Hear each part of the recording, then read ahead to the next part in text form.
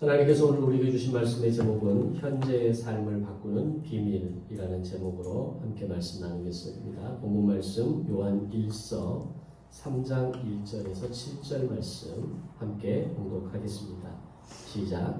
보라, 아버지께서 어떠한 사랑을 우리에게 베푸사 하나님의 자녀라 일컬음을 받게 하셨는가.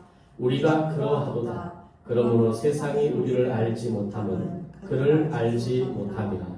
사랑하는 자들아, 우리가 지금은 하나님의 자녀라. 장래에 어떻게 될지는 아직 나타나지 아니하였으나 그가 나타나시면 우리가 그와 같을 줄을 아는 것은 그의 참모습 그대로 볼 것이기 때문이니 주를 향하여 이 소망을 가진 자마다 그의 깨끗하심과 같이 자기를 깨끗하게 하느니라. 죄를 짓는 자마다 불법을 행하나니 죄는 불법이라. 그가 우리 죄를 없애려고 나타나신 것을 너희가 아나니 그에게는 죄가 없느니라. 그 안에 거하는 자마다 범죄하지 아니하나니 범죄하는 자마다 그를 보지도 못하였고 그를 알지도 못하였느니라. 자녀들아, 아무도 너희를 미혹하지 못하게 하라. 의를 행하는 자는 그의 의로우심 같이 의롭고. 아멘. 그리스도인에 대해서 우리가 여러 가지 말들로 정의할 수 있겠지만 오늘 본문을 통해서 사도 요한의 관점에서 그리스도인을 한마디로 정의한다면 예수 그리스도의 재림을 기다리는 사람이라고 말할 수 있습니다.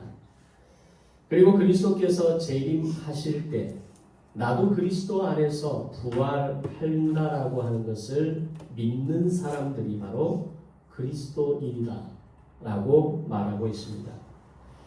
그리스도의 재림을 기다리는 사람들이라는 것과 그리스도 안에서 부활의 소망을 가진 사람이라는 이 정의에 대해서 오늘 여러분 동의가 되십니까? 동의가 되셔야 합니다. 이것이 믿음의 본질이기 때문입니다. 이 땅을 우리가 최선을 다해서 열심히 열정을 가지고 살아가지만 그러나 이 삶의 궁극적인 우리의 인생에 하나의 어떤 목표가 있다면 바로 주님이 다시 오시는 그날을 기다리는 사람으로 오늘을 살아가는 겁니다. 그리고 동시에 내가 부활의 소망을 안고 주님이 이 땅에 오실 때, 재림하실 때 나도 부활의 소망으로 다시 새 생명을 얻게 될 것이다 라고 하는 것이 우리 믿음의 실체이고 본질이라는 것을 알아야 하기 때문입니다. 그렇다면 그리스도의 재림을 기다리는 사람들은 과연 오늘 나에게 주어진 인생을 어떻게 살아야 하는 것일까요? 그리스도의 재림과 부활을 기다리는 사람에게 어울리는 삶이란 과연 어떤 삶을 말하는 것일까요? 요한은 이에 대해서 오늘 본문을 통해 이렇게 말합니다. 주님을 만나 그분과 교제하게 될 소망을 가진 자로 사는 것, 또한 그 소망을 가진 사람으로서 주님의 깨끗하심과 같이 이 땅에서 자기를 깨끗하게 하는 마음을 준비하는 사람라고 표현합니다. 즉 주님을 알고 믿는 사람들, 즉 구원 그 이후의 삶을 살아가는 사람들은 아무렇게나 살아도 되는 것이 아니라 자신을 들여다보고 경영하면서 깨끗한 마음을 가지고 살아야 한다라고 하는 겁니다. 지난 목요일 저녁에 다니엘 기도의 강사로 세우셨던 이요셉 작가를 보면서 마음이 깨끗하다라고 하는 것은 자신을 들여다보며 산다라는 것은 저런 모습일 수 있겠구나 라는 생각을 해보았습니다. 하나님 앞에 늘 자신의 시간을 돌아보면서 오늘 자신의 인생 가운데 매 순간 하나님과 대화하면서 자신의 마음을 있는 그대로 드러내서 이야기하기도 하고 하나님이 나에게 주시는 감동을 들으면서 그 마음의 소리를 듣는데 집중하는 삶, 바로 그런 모습이 오늘 우리의 마음을 깨끗하게 하고 나를 돌아보고 경영하는 삶의 어떤 실체의 모습을 우리에게 보여주는 도전이 되지 않았을까라는 생각을 해봅니다. 바로 그런 모습이 있을 때에 나의 모든 인생이 내 마음대로, 내 의식의 흐름대로, 내 시간의 흐름대로 살도록 내버려 두는 것이 아니라 하나님께 매 순간 묻고 확인하면서 때로는 투정을 부릴 때도 있지만 그렇게 살아가는 것이 오늘을 믿음으로 살아가는 것이다 라고 하는 모델을 보여준 것 같다라는 생각을 해봤습니다. 자, 그러면 오늘 나와 우리는 어떻습니까? 이미 내가 답을 가지고 있는 경우가 대부분이죠. 하나님께 묻고 기도하고 있다라고 말하지만 사실은 내가 세운 답에 하나님이 맞춰주시기를 바랍니다. 또는 내가 기대하는 목표를 하나님이 알아서 채워주시기를 바라는 것이 사실 우리 진짜 모습이죠. 말은 기도하겠습니다, 기도해 보겠습니다라고 하지만 사실은 이미 내 답을 가지고 있다는 겁니다. 그런 나의 삶의 흔적과 스타일을 바꿔서 믿음으로 사는 것이 무엇인지를 의식하고 하나님이 나에게 기대하시는 것이 무엇인지를 물으면서 하나님이 나에게 들려주셨던 그 말씀이 무엇인지를 되새기면서 살아갈 때 믿음으로 살아가는 삶의 실체를 나도 오늘 우리 나의 삶의 현장에서 그것을 경험하며 살아갈 수 있게 되는 것입니다. 바로 그것이 주님의 재림을 믿고 기다리는 동시에 부활의 소망을 가지고 살아가는 그리스도인의 모습으로 살아가는 비밀이 될 것입니다. 오늘 본문에서 사도 요한도 이와 비슷한 동일한 말씀을 우리에게 해줍니다. 그리스도인이 살아가는 삶의 비밀과 방법은 곧 부활신앙의 뿌리를 두고 살아가는 것, 그것이 거룩한 삶이라고 이야기하면서 그렇게 살라고 권면합니다. 그러면서 요한은 이 그리스도인에 대해서 하나님의 자녀라는 단어로 정의하고 있습니다. 이 말을 해석하면 하나님은 죽음에서 부활하신 예수 그리스도를 믿는 모든 자를 하나님의 자녀로 삼아주셨다는 뜻입니다. 이 말씀은 곧 예수 그리스도가 누구인지를 말해주고 있습니다. 하나님은 부활하신 예수 그리스도를 통해서 그가 영원한 생명이시며 참 생명이신 주님을 믿고 믿음으로 고백할 때 오늘 나도 역시 하나님의 자녀로서의 삶을 살아갈 수가 있다는 겁니다. 지난주 살펴봤던 말씀처럼 지난주에서도 그런 말씀이 있었지 않습니까? 예수님께서 보좌 우편에 앉으셨던 것처럼 오늘 우리를 같은 자리에 앉혀주신다는 것. 즉 예수 그리스도를 믿음으로 하나님의 자녀가 되었다는 것은 그 생명으로 그 은혜로 그 능력으로 살아가는 존재가 되었다는 것을 말해주고 있는 겁니다. 따라서 그리스도를 믿는 자는 그리스도인으로 신분의 변화가 이루어지고 더 나아가 그분이 재림하실 때 나도 부활의 영광에 참여할 수 있는 참 생명을 가진 자격을 가진 하나님의 자녀가 되었다는 겁니다.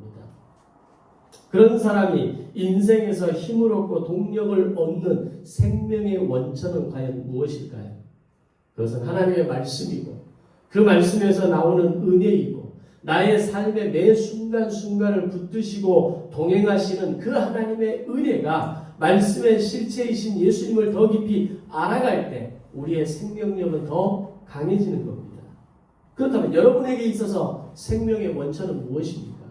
여러분은 어디에서 힘을 얻고 어디에서 동력을 얻고 어디에서 지친 마음을 또는 어떤 번아웃된 어떤 그런 육체적인 마음의 상태들을 회복하시냐라는 겁니다.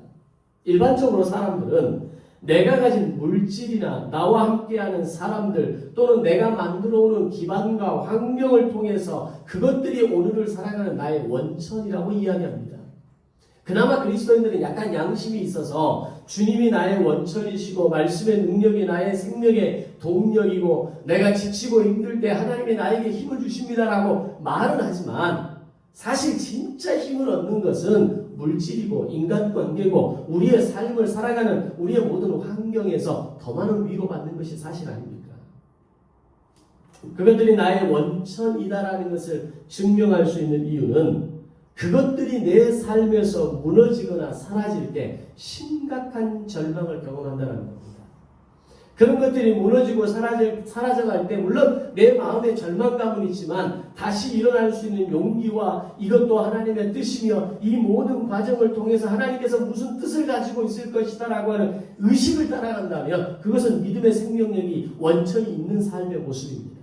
그런데 마음이 무너지고 기대가 무너지고 내 마음에 생각했던 것들이 응답을 소망했던 것들이 채워지지 않을 때 절망스럽고 원망스럽고 믿음에 대한 그 본질조차도 흔들린다면 사실 나의 진짜 생명의 원천은 하나님이라는 이름과 그 말씀과 그분의 도우심과 공급하심이 아니라 내 자신이 삶의 원천이었다는 겁니다. 내 자녀가 삶의 원천이었고 내가 이루어놓은 이 모든 것들이 내 삶의 원천이고 적어도 내 통장 잔고가 내 생명의 내 힘의 원천이라고 생각하는 사람들의 공통적인 특징이라는 겁니다. 내가 애써서 여기까지 온 것이라고 생각하기에 마음이 무너지는 겁니다. 내가 수고하고 흘린 땀의 결과물이라고 생각하기에 절망을 경험하는 겁니다. 심지어는 나의 생명도 건강도 자녀도 내 것이라고 생각하기에 생명과 건강의 이상신호가 느껴지고 자녀가 내 마음대로 안 될 때 인생이 원망스럽게 느껴지는 겁니다. 거기에 하나님의 임재와 은혜는 없습니다. 오로지 나 자신만 존재하는 것일 뿐입니다. 그 사람에게 있어서 생명의 원천은 자식이었고 물질이었고 환경이었고 내가 이루어 놓은 나의 삶의 기반이 내 삶을 증명하는 원천이었던 겁니다. 나는 무엇에 실망하고 나는 어디에 주저하고 나는 어디에 좌절하고 절망하는지를 한번 들여다보십시오. 그러면 그게 나의 생명의 원천이라는 것을 금방 깨달을 수 있을 겁니다. 그것들이 더 이상 나의 생명의 원천이 아니라 하나님께서 거저주신 것이기에 언제라도 걷어갈 수 있는 것이고 하나님께서 내 인생의 주관자이시기에 채우시는 분도 하나님이심을 깨닫게 되면 하루아침에 모든 것이 사라질지라도 마음은 잠시 괴롭고 힘들겠지만 절망의 깊은 수렁으로는 들어가지 않는다는 겁니다. 얼마나 많은 사람들이 물질을 내 것이라고 착각하고 살아갑니까? 얼마나 많은 사람들이 이 모든 시간들이 내 것이라고 착각하고 살아갑니까? 얼마나 많은 사람들이 자녀를 내 것이라고 착각하고 살아갑니까? 그것을 내 것이라고 생각하기에 온전한 주일 성수를 하지 못하는 겁니다. 그것이 내 것이라고 생각하고 내 소유라고 생각하기에 온전한 11조를 하지 못하는 겁니다. 그것이 내 것이라고 생각하기에 말씀을 마음에 새기고 살아가는 것이 아니라 세상의 기준과 가치에 흔들리며 살아가는 겁니다. 내 자식을 내 마음대로 하면서 살아가겠다는 겁니다. 이것이 얼마나 중요한지 출애굽기를 통해 배운 말씀드립니다. 그것은 곧 성부와 성자와 성령을 내 삶의 으뜸으로 모시는 것이며 그것을 구체적으로 실천하는 현장이 주일 성수이고 11조의 결단이고 죄를 끊어내는 삶의 모습이라는 것을 말씀드렸습니다. 내 시간과 물질과 삶을 구별할 수 있어야 되는데 그것을 구별하지 못하면 어떻게 되는지 아십니까? 하나님은 직접 당신의 것을 찾으시고 그렇게 살아가도록 만드십니다. 왜냐하면 하나님에게 있어서 가장 무서운 죄는 우리가 뭔가를 도둑질하고 뭔가를 빼앗고 누군가를 미워하는 것, 이게 사실상 무서운 죄가 아닙니다. 그것은 현상적인 죄이고 우리의 본질적인 죄로 인해서 나타나는 결과물일 뿐이라는 겁니다. 그럼 가장 무서운 죄는 뭘까요?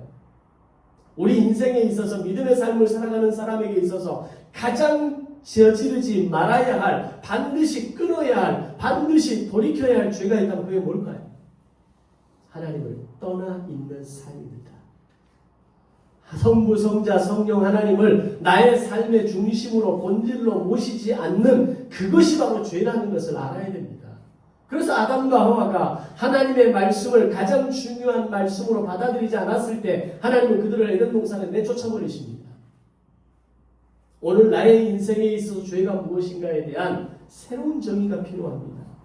미워하는 것, 누군가에 대한 서운한 마음 가지는 것, 때로는 누군가의 것을 빼앗는 것, 누군가를 짓밟고 일어나는 것, 물론 죄죠. 그러나 그것보다 더 무서운 죄는 하나님을 떠나 있는 죄라는 겁니다. 하나님을 내 삶 가운데 모시지 않는 것이 죄라는 겁니다. 그 연약함과 그 제한됨을 통해서 우리에게는 미움이 나오고 시기와 질투와 사망과 누군가에 대한 절망의 마음들이 솟아나게 되는 겁니다. 출처가 다른 겁니다. 출발이 어디에서부터 시작되는가를 우리는 분명히 알아야 됩니다. 그 무서운 죄로 인해서 내 시간도 물질도 자녀도 내 인생도 내 것이라고 하는 이 무서운 죄가 하나님을 떠난 삶의 대표적인 결과라는 겁니다. 그랬을 때 내가 기대하지 않았던 인생의 실패와 건강과 관계라는 이 고난과 광야를 통해서 하나님은 반드시 그 값을 치르게 하십니다. 그 대표적인 예가 이스라엘 백성들이 바벨론 포로의 70년 생활을 통해서 노예 생활을 했던 시간 아닙니까? 그들이 다윗과 솔로몬 이후에 지키지 않았고 드리지 않았던 안식일, 안식년, 희년, 11조와 5대 제사의 불순종으로 인해서 레위기 26장에서 말씀하셨던 것처럼 기근과 재앙과 블레셋과 주변 국가들로부터 끊임없는 수탈을 경험하며 살아갑니다. 그로 인해서 북왕국은 아수르에 의해서 멸망하게 되고 남왕국 유다는 바벨론에 의해서 세 차례 침략을 경험하면서 결국 바벨론의 70년 포로 생활로 끌려가지 않습니까? 그들은 바벨론 포로로 끌려가서야 자신들이 제사장 나라의 기준과 말씀의 원칙을 지키지 않았다라는 것을 뼈저리게 깨달게 됩니다. 자기들 마음대로 임의대로 하나님의 것을 사용했다라는 것을 그들은 그때서야 깨닫는 고통을 경험하게 됐다는 겁니다. 중요한 것은 하나님께서 직접 손대시고 찾으시기 전에 내가 먼저 결단해야 됩니다. 내가 먼저 헌신하고 내가 먼저 주권을 인정함으로 내어드리는 것이 믿음의 삶을 살아가는 지혜로운 방법이라는 것을 우리는 알아야 합니다. 주일 성수에 대해서 내 임의대로 결정하지 말아야 합니다. 11조에 대해서 내가 고민하고 생각해서 결정하는 것이 아닙니다. 나의 시간과 건강과 재능에 대해서 계산기에 두드려가면서 결정하면 안 된다는 겁니다. 하나님의 것은 하나님에게 내어드려야 합니다. 거기에는 이유도 편법도 예외도 없습니다. 하나님께서 그렇게 하라고 하셨기에 주일 성수는 반드시 지켜져야 하는 것이고 하나님께서 그렇게 하라고 하셨기에 삶의 원칙이라고 말씀하셨기에 시간과 물질과 오늘 내 마음과 내 인생에서 죄를 끊어내야 하는 겁니다. 이게 원칙입니다. 그것이 복받는 비결이 방법이 되는 것은 아닙니다. 그러나 하나님께서 자신의 자녀들을 바라보시는 기준이 된다는 것은 알아야 됩니다. 이런 삶의 요건과 믿음의 원리를 갖추고 살아가는 자녀들을 하나님은 귀하게 보시고 그에게 당신의 사명을 맡기시는 뜻을 이루시는 것을 보게 됩니다. 그게 바로 이 시대의 간증자로 세워질 수 있는 겁니다. 하나님께서 우리에게 말씀하신 이 원칙과 기준을 지키고 살아내는 진짜 멋있는 그리스도인의 인생을 살아내시기를 주님의 이름으로 축원합니다. 어제 세우신 장애인 사역을 감당하고 계시는 정민교 목사님의 간증에서도 동일한 이야기를 말씀하십니다. 믿음의 사람들에게서 가장 중요한 결단은 하나님의 주권을 인정할 수 있는 거냐는 겁니다. 우리 인생에 있어서 끊임없는 싸움의 본질은 사실은 믿음의 주도권입니다. 내가 끝까지 포기하지 못하고 끝까지 내 것이라고 주장하고 끝까지 내 마음대로 사용하는 것이 바로 주도권이 나에게 있기 때문이라는 겁니다. 주도권을 내어드리지 못하니까 이 세상에서의 광야가 끝나지 않는 겁니다. 광야가 모든 사람에게 다가오는 거지만 그 광야 앞에서 늘 패배하는 인생으로 살아가는 겁니다. 그런데 한번 제대로 주도권을 내어드리는 삶을 살게 되면 하나님은 그 주도권을 맡길 줄 아는 사람을 사용하시는 겁니다. 내 인생의 주도권이 내 것이라고 내 것이 아닌 것을 믿음으로 고백하는 이 목사님을 통해서 하나님이 일하시는 것 아닙니까? 장애인들을 통해서 또 그 장애인들을 위해서 독서를 할 수 있도록 책을 읽을 수 있도록 영적인 육적인 공급들이 함께 이루어질 수 있도록 하는 사역이 이분을 통해서 되는 이유가 뭘까요? 그가 뭐가 특별했습니까? 주도권을 내어드렸기 때문입니다. 주도권을 내어드리고 심지어는 어느 정도의 주도권을 내어드렸습니까? 내가 장애를 입는 것이 가능하다면 하나님 나에게 장애를 주십시오. 이 사역을 통해서 내가 하나님의 뜻을 이룰 수만 있다면 내게 장애를 허락해 주십시오. 근데 그게 하나님의 뜻이 아닌 걸 알고 하나님 내게 장애를 가진 자매를 저에게 붙여주십시오. 저는 정말 그런 기도를 어떻게 할 수 있는지 모르겠어요. 그게 일반인이 할 수 있는 기도가 아니라고 생각합니다. 그럼에도 불구하고 할 수 있었던 이유는 내 몸, 내 마음, 내 인생이 내 것이 아니라는 고백이 있기 때문 아닐까요?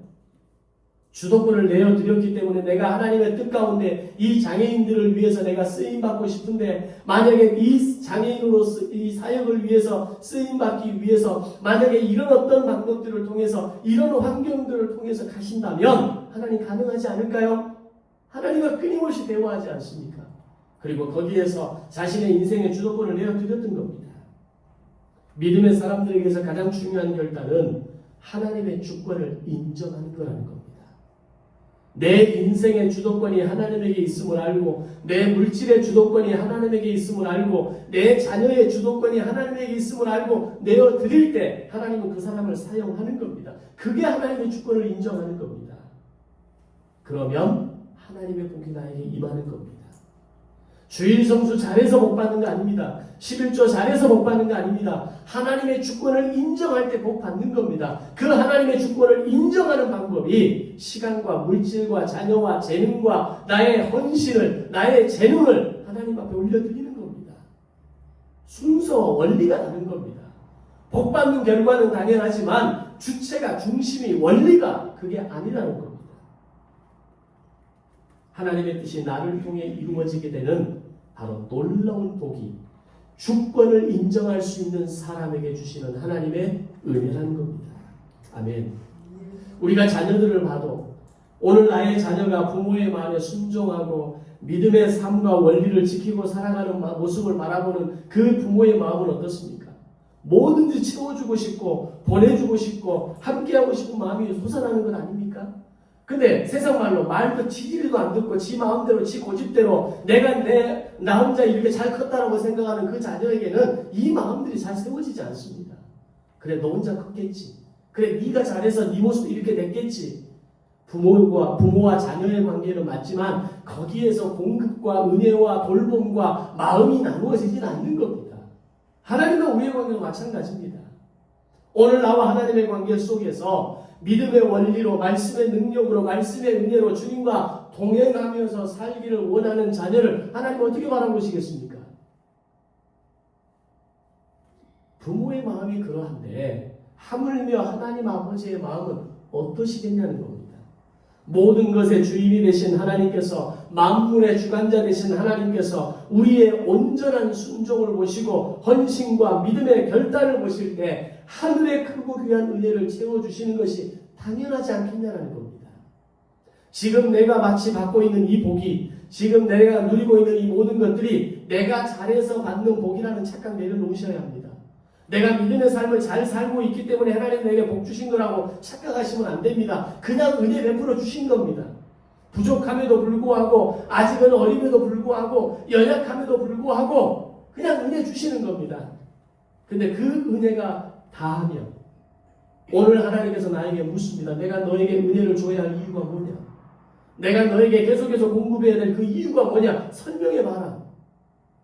하나님 내가 주도권 내어드리지 않았습니까?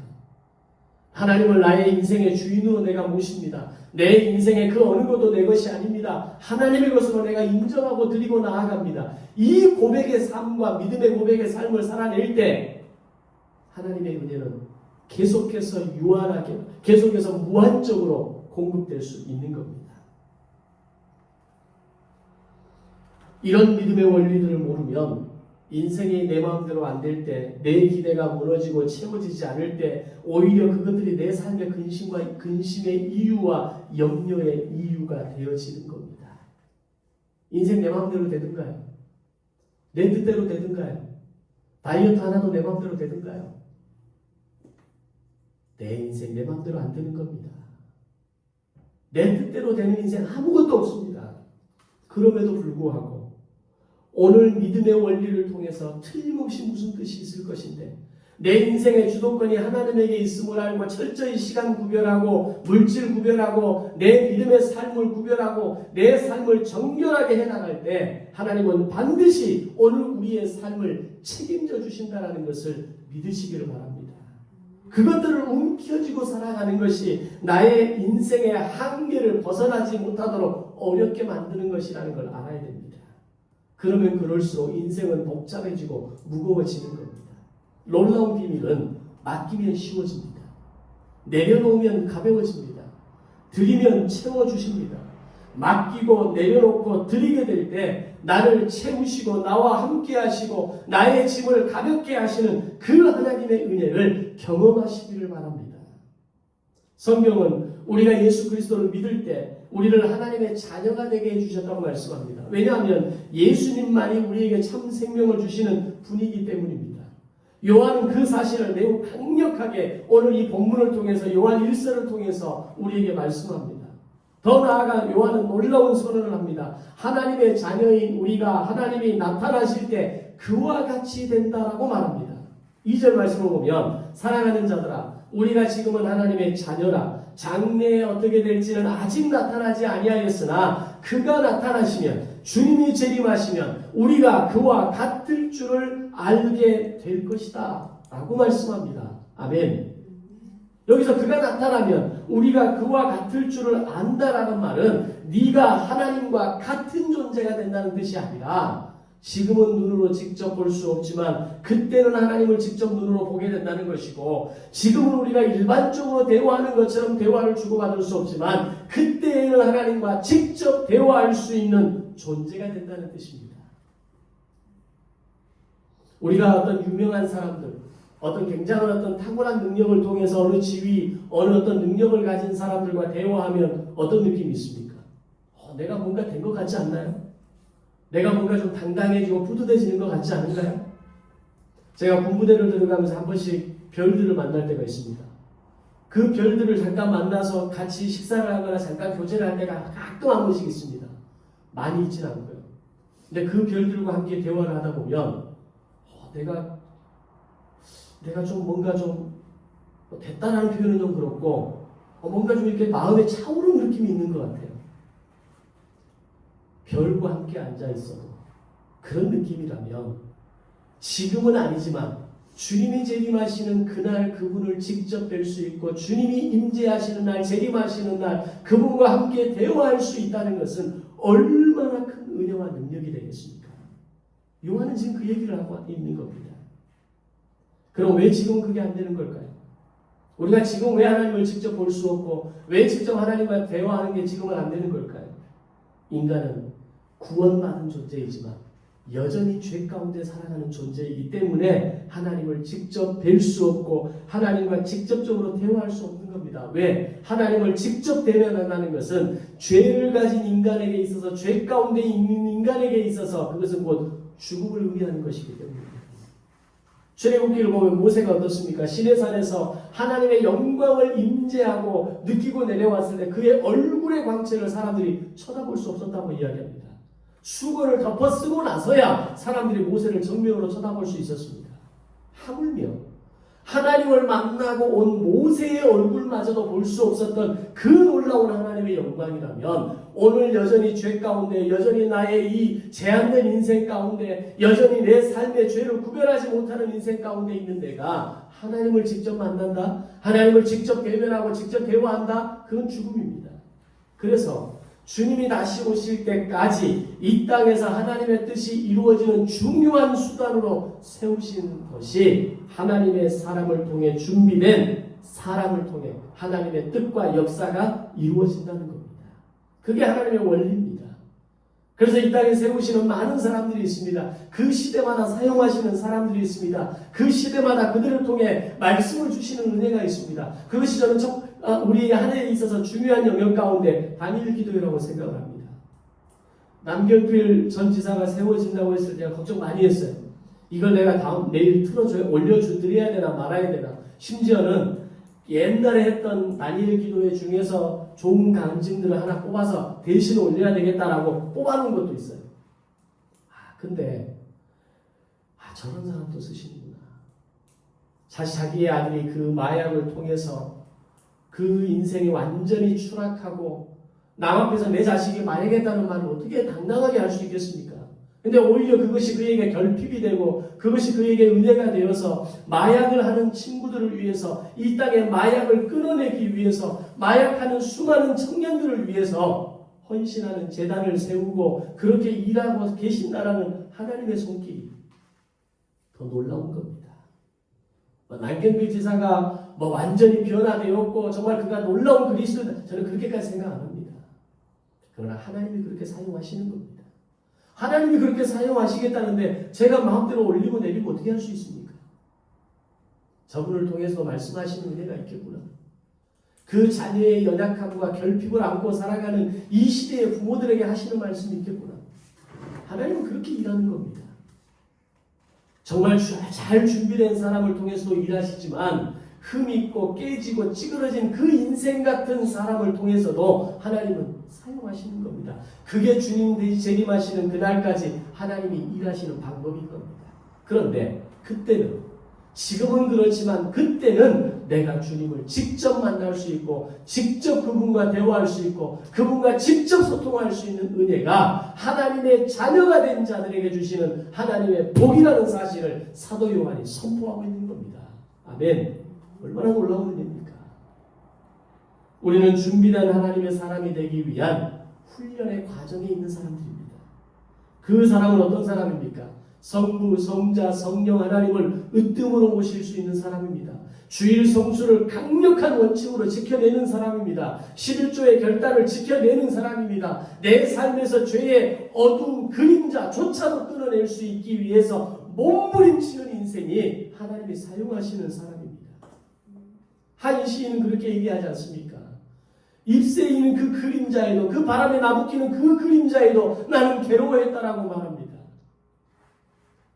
오늘 나의 인생에 대해서, 오늘 나의 삶에 대해서 나의 죄의 그림자조차도 두려워할 줄 알고 하나님 앞에 긴장할 줄 알고 하나님 앞에 나를 돌아볼 수 있다면 그게 성령 하나님을 으뜸으로 모시는 사람의 본질 아닙니까? 하나님은 그런 사람을 사용하시기 위해서 그 삶의 자리가 분명하게 구별된 사람을 찾으시는 것이고 하나님의 주도권을 인정할 줄 아는 사람, 하나님께 기꺼이 주도권을 양도할 수 있는 사람을 찾으시는 겁니다. 다시 말씀으로 돌아가서 주님이 재림하실 때 우리는 여전히 죄 가운데 있는 불완전한 몸을 벗어버리게 될 것입니다. 완전한 하나님의 자녀로 살아나는 부활의 존재가 될 것입니다. 그래서 직접적으로 대면할 수 있고 직접적으로 그분과 대화할 수 있는 겁니다. 그렇다면 주님이 재림하실 때 그와 같을 줄을 알게 될 것이라고 말하는 이 요한이 말할 수 있는 근거가 3절에서 그리스도인의 행실에 대해서 이야기합니다. 요한은 그리스도인의 정체성을 말하면서 행실을 이야기합니다. 요한이 이렇게 말하는 이유가 뭘까요? 그리스도인은 마지막 날 하나님의 성품을 닮아 하나님과 대화하며 주님이 재림하실 때 그 하나님을 볼 수 있는 존재이기에 지금 여기에서부터 그리스도인의 성품을 닮아가는 삶을 살아가야 한다는 겁니다. 어느 날 그때 가서 그 즈음에 가서 되는 게 아니라 지금 나의 삶을 깨끗하게 하고 마음을 깨끗하게 함으로 인하여서 지금부터 정결한 삶으로 죄를 끊어내는 삶으로 그리스도의 성품을 닮아가는 삶으로 살아갈 때 그때 그런 일이 일어나게 될 것이라는 겁니다.